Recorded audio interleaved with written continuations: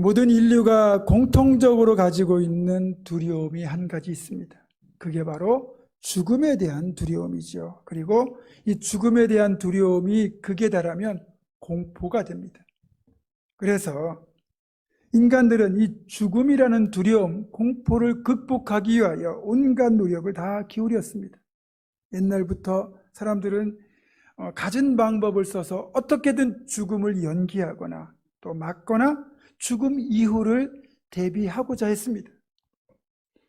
중국 진나라의 황제인 시황제는 영생불사를 꿈꾸며 불로초를 찾아다녔습니다.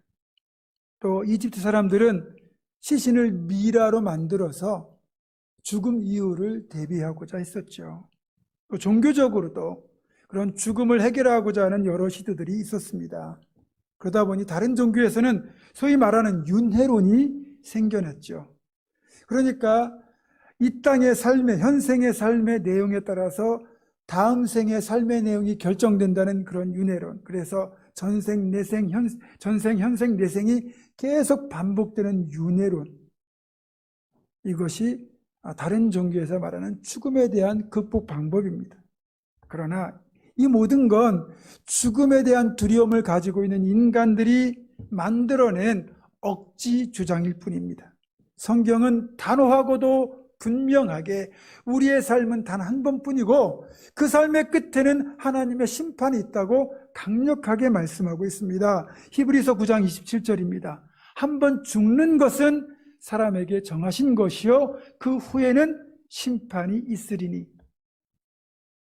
그래서 우리는 태어나는 순간부터 죽음을 향해 걸어가는 숙명을 짊어지고 살아가는 존재들입니다.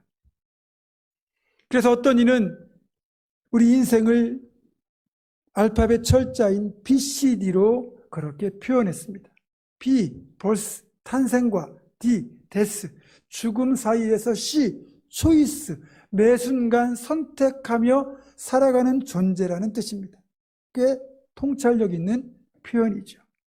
우리는 태어나자마자 그렇게 죽음을 향해 가면서 순간순간 수많은 선택을 통해서 인생을 만들어 가지만 그 끝은 결국 죽음인 것입니다. 그러나 여러분, 가장 중요한 핵심적인 사실, 우리 생명의 주관자는 하나님이시라는 사실입니다. 다시 말하면 우리에게 생명을 부여하신 하나님의 손에 우리의 생과 사가 달려있다는 거죠. 우리가 보통 기도할 때 이런 고백하지 않습니까?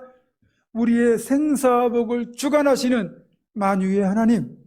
그렇습니다. 삶과 죽음, 영생과 심판 모두 하나님께 속한 것입니다.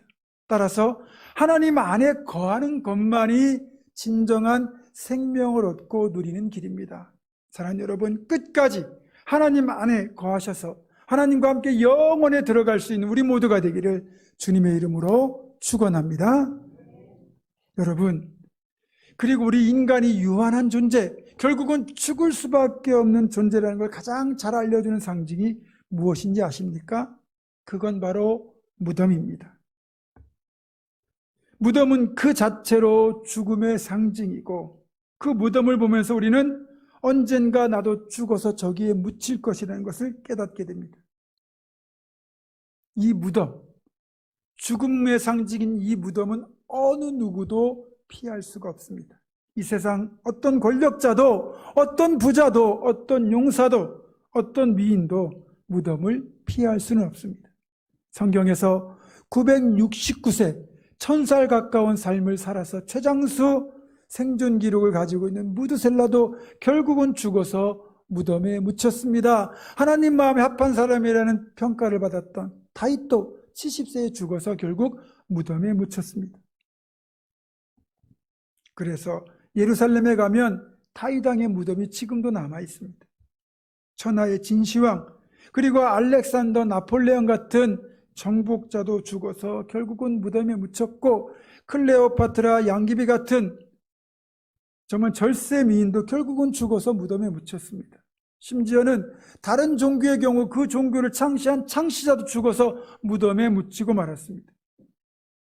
또 여러분들이 가보셨기도 했을 것이고 또는 TV를 통해서 보셨겠지만 거대한 이집트의 피라미드, 또 아름답기로 유명한 인도의 타지마할 같은 것은 사실 무덤입니다. 그것들은 아무리 크고 웅장하고 화려하다 할지라도 결국은 무덤에 불과하고요. 그리고 그 무덤 속에는 역시 썩어서 냄새나는 시체가 누워 있었을 겁니다. 그리고 그 무덤에 들어간 이들 어느 누구도 예외 없이 결국 자신들이 묻혔던 그 무덤에서 썩어서 흔적도 없이 사라지고 말았습니다. 그래서 우리는 이런 무덤을 보면서 먼저 죽음을 떠올려야 합니다. 전도서 7장 2절은 이렇게 말씀합니다. 초상집에 가는 것이 잔치집에 가는 것보다 나으니 모든 사람의 끝이 이와 같이 됨이라. 산자는 이것을 그의 마음에 둘지어다.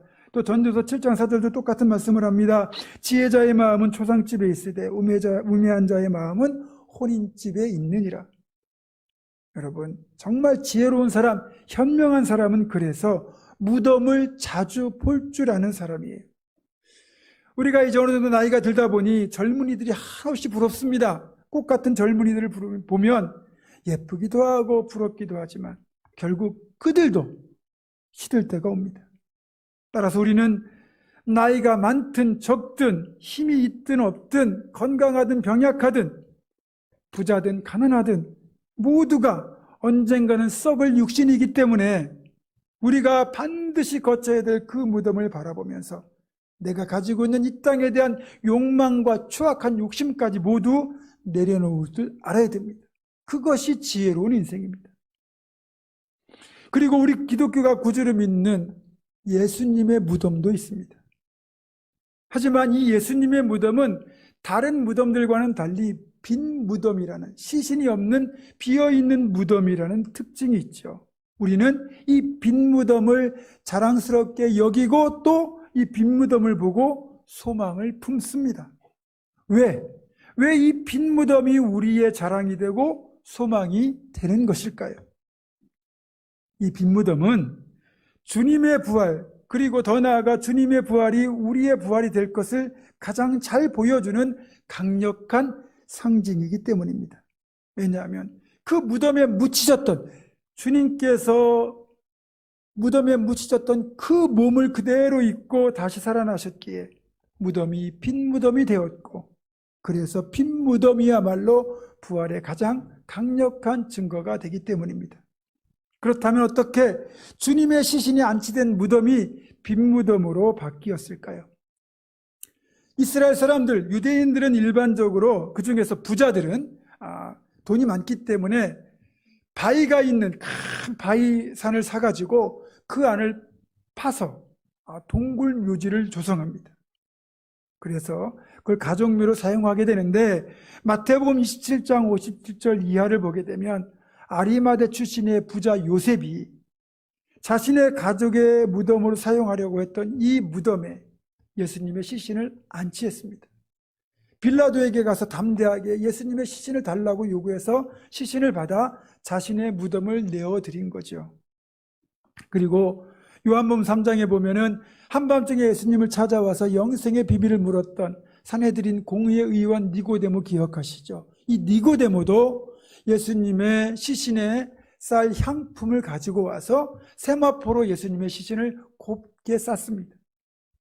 그래서 아리마다 요셉과 니고데모의 협조로 예수님의 장례가 다 끝났습니다. 그리고는 이 무덤 입구를 커다란 돌로 막아 놓았습니다. 보통 무덤 입구를 돌로 막는 이유는 짐승들이 시신을 훼손하지 못하도록 막기 위함이었습니다. 이렇게 장례의 모든 절차가 끝이 났고, 그때부터 부활이 있기까지 아무도 무덤 안에서 어떤 일이 벌어졌는지 일어났는지는 알 수가 없습니다.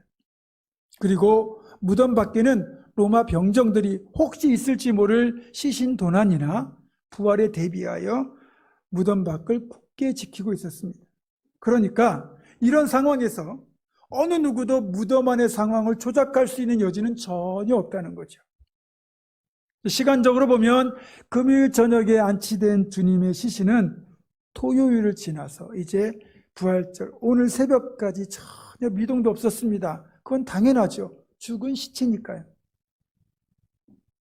자, 그런데 한번 상상해 봅시다. 지금은 이제 이 문명이 발달해서 CCTV가 있습니다. 우리가 예배하는 이 장소도 CCTV가 찍히고 있는데, 여러분, 무덤 안과 무덤 밖을 찍고 있는 CCTV가 있었다고 생각을 해봅시다. 그러면 CCTV, 그러니까 무덤 밖을 비추고 있는 CCTV에는 무덤을 지키고 있는 로마 병정들의 모습이 보이고요. 무덤 안의 CCTV는 아무런 움직임을 보여주지 않습니다. 그런데 부활절 새벽, 주일 새벽이 되었는데 이 무덤 안을 비추고 있던 CCTV에 뭔가 움직임이 감지됩니다. 무덤 안 넓적한 돌받침 위에 뉘어있던 세마포로 감싼 시신이 숨을 쉬기 시작합니다. 그러더니 밝은 광채와 함께 천사들이 나타나 시신을 싸고 있던 세마포를 벗겨냅니다. 그러자 분명히 십자가에서 죽으셨던 예수님이 멀쩡하게 살아나셨습니다. 최근에 제가 유튜브로 계속 보고 듣고 있는 찬양이 있는데 우리말로 번역된 제목은 예수 나의 산소망, 영어로는 My Living Hope입니다. 이 찬양의 3절 가사가 아주 제게 깊은 울림을 주었습니다. 발음이 좋지 않지만 그 부분을 영어로 한번 읽어드리겠습니다. Then came the morning that sealed the promise. Your buried body began to breathe. 그러니까 우리말로 하면 언약이 봉인된 그 아침이 왔네. 안치된 주님의 몸이 숨을 쉬기 시작했네. 저는 이 구절을 보면서 소름이 돋았습니다. 저는 한 번도 부활의 아침에 무덤 안에서 어떤 일이 벌어지는지를 생각해 본 적이 없거든요. 그런데 이 찬양은 부활의 아침에 무덤 안에서 주님의 시신이 숨을 쉬기 시작했다고 표현하고 있습니다. 만약에 그 당시에 모든 믿는 자들, 주님의 제자들을 포함한 성도들이 부활하시겠다는 주님의 약속을 믿고 그 무덤 안을 비추고 있는 CCTV를 함께 지켜보고 있다고 한번 생각해 보세요. 정말로 주님이 살아나실까? 부활하실까 생각하면서 계속 화면을 들여다보고 있는데 금요일 밤이 지나고 토요일이 지나고 주일 새벽이 왔는데도 아무런 변화가 없습니다.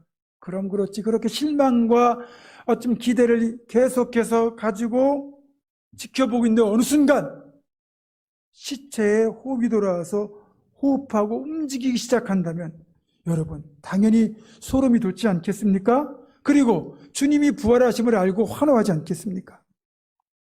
예전에 제가 중학생일 때 난중일기라고 하는 영화를 단체로 관람한 적이 있습니다.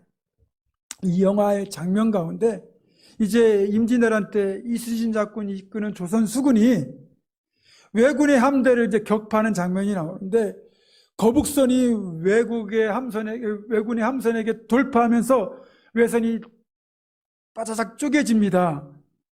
그 순간 누가 시킨 것도 아닌데 학생들이 단체로 박수를 쳤습니다. 왜 그랬을까요? 그만큼 짜릿했기 때문입니다.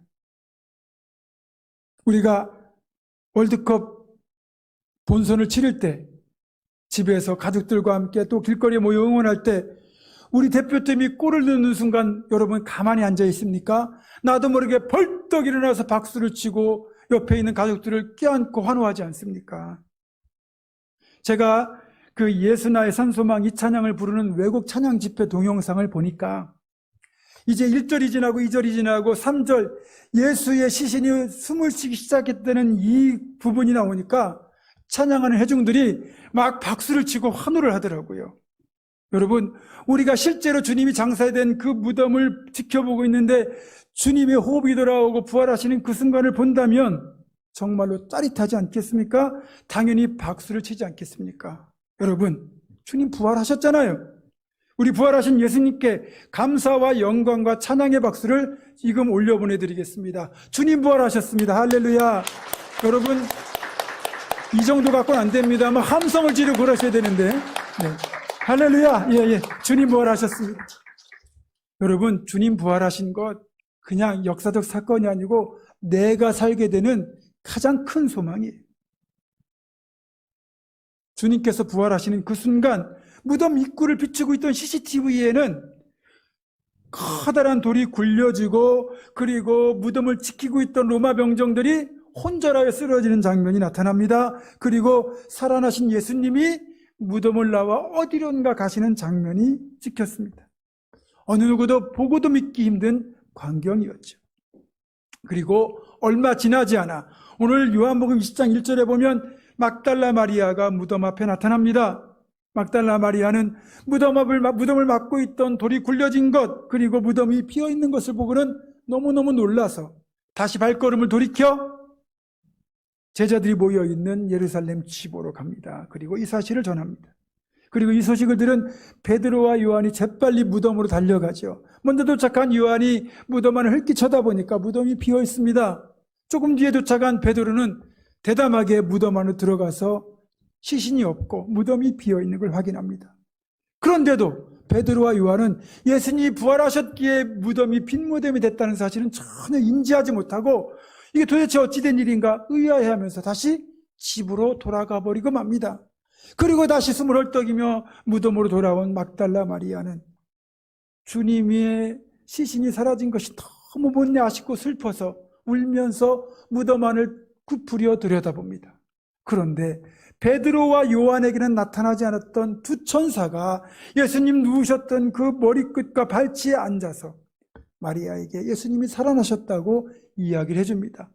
그래서 마리아가 뒤를 돌이켜 보는 순간 예수님께서 마리아를 향하여 마리아야 하고 부르시고 마리아는 최초로 예수님의 부활하신 몸을 목격하는 첫 목격자가 되었습니다. 그리고 주님은 그 마리아에게 이제 부활의 첫 증인이 되는 사명도 더하여 주셨습니다. 너는 내 형제들에게 가서 이르되 내가 내 아버지 곧 너희 아버지 내 하나님 곧 너희 하나님께로 올라간다 하라.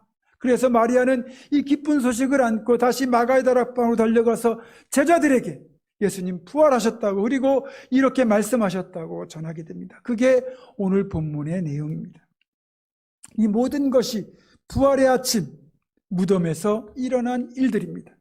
여러분, 그렇다면 이렇게 처음이면서 유일하게 죽음의 권세를 깨뜨리시고 주님께서 진정한 부활을 이루셨는데 그 주님의 부활이 우리에게는 어떤 의미가 있을까요? 잘 들으셔야 됩니다. 이건 정말 중요합니다. 만약에 주님의 죽으심이 십자가의 죽음으로만 끝났다면 그것은 의인의 고귀한 희생 그 이상 그 이하도 아닙니다. 죄 없으신 분이 남의 죄 때문에 안타깝게 정치범으로 몰려서 돌아가신 것 그것뿐이라는 거죠. 그러니까 우리에게는 안타까운 죽음일 뿐 아무런 의미가 없어요. 그런데 주님이 죽으신 뒤에 이렇게 부활하셨다는 것은 우리가 주님의 죽음으로 인하여 죄사함을 받은 것과 동시에 주님의 부활로 인하여 우리도 마지막 날에 반드시 부활하게 될 것을 분명하게 보여주신 겁니다. 주님의 십자가의 죽으심은 우리의 죄사함을 상징하고 주님의 부활은 우리의 부활을 상징합니다. 그리고 베드로와 요한이 확인하고 마리아까지 확인한 예수님의 이 빈 무덤은 우리에게도 주님처럼 영화로운 몸을 입고 부활하게 될 것임을 가장 확실하게 보여주는 생생한 증거입니다. 제가 이번 주 수요일에도 설교 때 얘기하겠지만 여러분, 우리의 부활한 몸은 지금의 이 몸과 다릅니다. 썩지 않을 가장 아름답고 완벽한 몸, 우리에 있는 모든 연약함은 다 사라지고 주님 닮은 거룩하고 변화된 몸으로 우리가 다 새로운 몸을 입게 될 겁니다. 주님은 십자가에 죽으실 때 이미 온몸에 물과 피를 다 쏟으셨어요. 그래서 호흡이 돌아온다 하더라도 그 상태라면 움직일 수가 없습니다. 몇 달을 치료하고 회복해야 간신히 움직일지 모르겠습니다. 그러나 부활하신 주님은 어느 곳에서나 마음껏 가실 수 있는 새로운 몸을 입으셨죠. 어쩌면 그래서 마리아가 예수님을 알아보지 못했는지도 모르겠습니다. 어쨌든 마리아에게 있어서 이 빈 무덤은 처음에는 절망적이었습니다. 주님의 시신마저 사라졌거든요. 그런데 부활하신 주님을 만나고 보니까 이 빈 무덤이야말로 소망의 무덤이 된 것이죠. 그래서 예수 그리스도의 이 빈 무덤은 부활신앙을 가진 모든 이들에게는 이 땅이 아닌 저 천국을 소유할 수 있다는 확신을 주는 궁극적인 소망의 근거가 되는 것입니다. 아무리 무덤이 웅장하고 화려하더라도 그 무덤에 묻혀 있는 이가 부활신앙이 없다면, 불신자라면 그는 결코 영생의 부활로 나올 수 없습니다. 하지만 아무리 초라한 무덤이라도, 아니 흔적조차 없는 무덤이라도 그곳에 부활의 예수를 믿은 이가 묻혀 있다면 그 무덤에서는 주님을 닮은 부활이 일어날 것입니다. 그렇게 우리는 더 이상 죽음과 그 이후에 대하여 두려움이나 의심을 가질 필요가 없습니다. 우리가 주님의 부활을 믿는다면 우리의 이 부활신앙으로 인하여 주님이 우리를 부르실 때 우리는 기쁨으로 그날을 맞이하며 기다릴 수 있어야 됩니다. 최고의 전도자로 알려진 D.L. 무디 목사님은 죽음에 관해서 이런 말을 했습니다. 여러분, 어느 날 신문에서 D.L. 무디가 죽었다는 기사를 읽으시게 될 겁니다. 그러나 여러분들은 그 말을 믿지 마십시오. 나는 죽은 것이 아니라 지금보다 더 좋은 곳에서 잘 살게 되었다는 뜻이기 때문입니다. 이렇게 말했던 무디 목사님은 실제로 임종 직전에 세상이 점점 멀어지니 천국문이 열린 것이 보이는구나, 이렇게 하시면서 숨을 거두셨다고 합니다. 여러분, 부활을 믿는 사람은 이렇게 죽음 앞에서도 담대하고 평안할 수 있습니다. 종교개혁 시절 스위스에서 한 성도가 종교개혁을 이끌었다는 죄목으로 화형에 처해지게 되었습니다. 이 성도는 이제 장작더미 위에 맨발로 올라섰고 이제 막 불을 질러 화형을 집행하려는 순간 자기의 화형 집행을 감독하던 치안판사를 가까이 와달라고 부탁을 했습니다. 지금이라도 살려달라고 간청하는가 싶었는데 이 성도는 뜻밖의 요청을 했습니다. 판사님, 죄송하지만 판사님의 손을 제 가슴에 얹어보십시오. 저는 이제 곧 화형을 당해 죽을 몸입니다. 만약 저의 심장이 평상시보다 조금이라도 빠르게 뛴다면 저의 종교를 믿지 마시고 저희 하나님을 부인하셔도 좋습니다. 그렇지 않아도 곧 화형을 당할 사람치고는 표정이 너무 담담하여 의아하게 여겼던 이 치안판사는 떨리는 손으로 이 성도의 가슴에 손을 얹어 보았습니다. 놀랍게도 그 성도의 가슴은 화형을 기다리는 사람이 아니라 마치 잠든 사람처럼 고요하기만 했습니다. 치안판사는 당연히 놀랐죠. 여러분, 이 죽음의 공포를 뛰어넘는 이 평안함, 이 놀라운 힘이 어디서 왔을까요? 그것은 바로 부활신앙에 있습니다. 지금은 비록 죽지만 부활하신 주님과 함께 다시 부활하여 영생에 들어갈 것을 믿는 그 믿음에서 온 것입니다. 그래서 죽음이라는 게 불신자들에게는 두렵고 공포스러운 것이지만 구원받은 우리들에게는 이 거추장스러운 육신을 벗고 주님께서 우리를 위하여 예비하신 저 영원한 천국으로 들어가는 것이기에 담대하고도 기쁘게 죽음을 대할 수 있는 것입니다. 말씀을 정리합니다. 2000년 전 우리 죄를 대신 지시고 골고다 언덕에서 십자가에 못 박히셨던 우리 주님은 오늘 아침 죽음의 권세를 깨뜨리시고 능력으로 부활하셔서 잠자는 자들, 즉 죽은 자들의 첫 열매가 되셨고 이제는 그 부활의 소망을 근거가 되는 빈무덤을 예루살렘에 그대로 남겨두셨습니다. 우리가 무덤을 볼 때는 본능적으로 죽음을 떠올리지만 이제는 주님의 이 빈 무덤을 통하여 우리는 다시 부활할 것을 믿으며 소망으로 이 땅의 삶을 살아가야 합니다. 감격의 부활절 이 아침 주님의 빈 무덤을 통하여 부활의 산 소망으로 그렇게 담대하고도 능력 있게 살아가시는 우리 모두가 되기를 주님의 이름으로 축원합니다. 기도하겠습니다. 생명의 주관자 전능하신 아버지 하나님, 하나님의 그 크신 사랑 예수 그리스도의 십자가와 부활로 인하여 우리에게도 부활의 산 소망을 주심을 감사드립니다. 빈 무덤을 통해 보여주시는 부활의 산 소망을 품고 우리 모두 이 땅의 삶을 믿음으로 복되게 살아가게 하여 주시옵소서. 부활하신 우리 주 예수 그리스도의 이름으로 기도드립니다. 아멘.